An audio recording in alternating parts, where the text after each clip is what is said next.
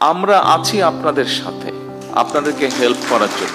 ICT বিভাগ থেকে স্টার্টআপের জন্য ৫ লাখ থেকে ৫ কোটি টাকা পর্যন্ত পাওয়া যাবে জানিয়ে প্রধানমন্ত্রী তারেক রহমান বলেছেন, মেধাবী উদ্যোক্তাদের সহযোগিতা করতে সরকার প্রস্তুত। তিনি বলেন, আইসিটি মন্ত্রণালয় থেকে ৫০০ কোটি টাকার বাজেট রাখা হয়েছে।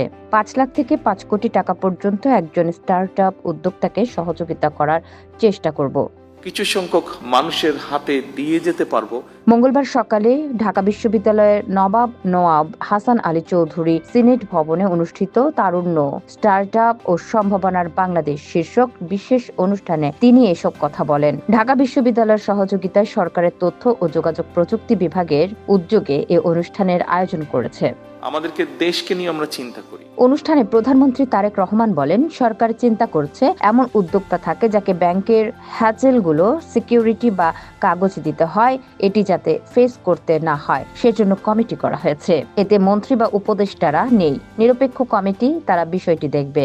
চেষ্টা করছি একটু চেঞ্জ করার জন্য। এক প্রশ্নের জবাবে প্রধানমন্ত্রী বলেন, এ সংক্রান্ত নিরপেক্ষ কমিটি সংশ্লিষ্ট উদ্যোক্তার প্রজেক্ট দেখে তারা ফান্ড করবে। এ সময় অপর এক প্রশ্নের জবাবে তারেক রহমান বলেন, যে হেল্প করা হবে সেটি পাবলিক মানি, যদি পটেনশিয়াল থাকে ফের ফান্ডের বিষয়টি চিন্তা করা হবে।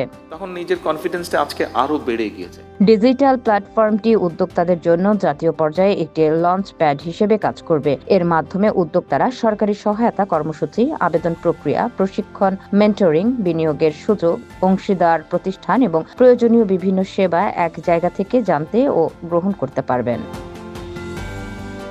সংশ্লিষ্টরা আশা করছেন এর মাধ্যমে উদ্যোক্তা উন্নয়ন কার্যক্রমে সমন্বয় বাড়বে এবং দেশে আরও কার্যকর স্টার্টআপ ইকোসিস্টেম গড়ে উঠবে। ATV USA news desk.